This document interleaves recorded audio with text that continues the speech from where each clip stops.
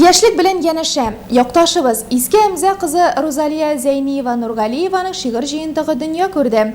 6 бүлектән торган әлеге китап үз укучысын тапты да инде. Бала чактан шигърияткә гашык булып, үсә төшкәч тә каләмен ташламаган Розалия Зәйниева Нургалиеваның бу беренче китабы. Җыентыкта туган илгә, туган җиргә, якыннарына карата эчкерсез сөю хисләре белән сугарылган шигырьләре һәм балалар өчен язылган әсәрләре урын алган. 7-8 класста иҗекләр темасы дәрес үткән татар теленнән. Шунда безгә укытучы Роза Салиховна әйткән иде, берәр куплет кына шигырь язып килергә. Мен шунда инде мин уйлап тордым да, нәрсә язарга да белмичә. Сеңлем какырашында идән юганда пешереп бирде, тоттым да, безнең Гөлназ бик уңган, бүген идәннәр юган. Идән юган вакытында чиләккә төшеп шумган дигән, ган кушымчалар туры килгәч мәтәм ярый дип шул. Иң беренче язган шигырем менә шул.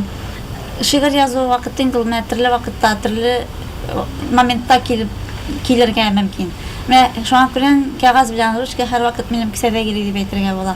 Мен төнлә белән йоклаганда төнге сәгать 12дән уянып китеп, күңелгә шундый бер-ике юл килә дә, мин аны сразу дәфтәргә шул мине язып куям инде дәфтәр битенә. Янасың торгачлан дальше дәвам итәмен. Тагын шулай инде менә инде шундый бер күренеш инде булса необычный русча әйткәндә инде шундый бер әйбер күрәсең дә, шунарга мен туктале менә шунарга шигырь язым дисең. Оның 20дән артык шигыры киңгә салынган.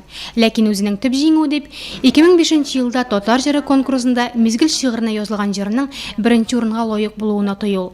Танылган җырчылар белән бер рәттән әле сәхнәгә яңа гына аяк басучы яшьләр репертуарында да аның иҗат җимешләрен ишетергә мөмкин.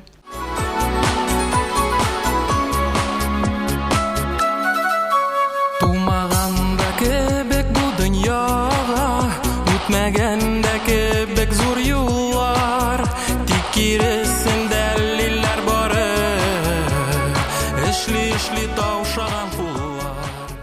Беренче шигыремне артистлар белән танышканда миңа инде Зөһрә Шәрифуллинага күрсәтергә насыйп булды. Шулай туры килде. Һәм инде ул минем шигырьләрне бик шатты. Иптәше Азат Халимов белән килеп, минем дәфтәрләрне алып китеп, алар инде бик күп кенә шигырьләремә музыка яздылар һәм инде аны төрле башкаручылар сәхнәләрдән башкаралар. Хәзер язучылар бик күп инде.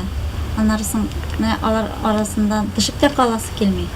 Язасы да килә һәм шул вакыттан инде бер үзенчәлекле һәр вакытны артистлар мөрәҗәгать иткәндә инде бер үзенчәлекле шигырь сорыйлар. Мин аны әлбәттә табырга тырышам, эзләнәм дип әйтергә була инде, эзләнәм дә, табам да, язам.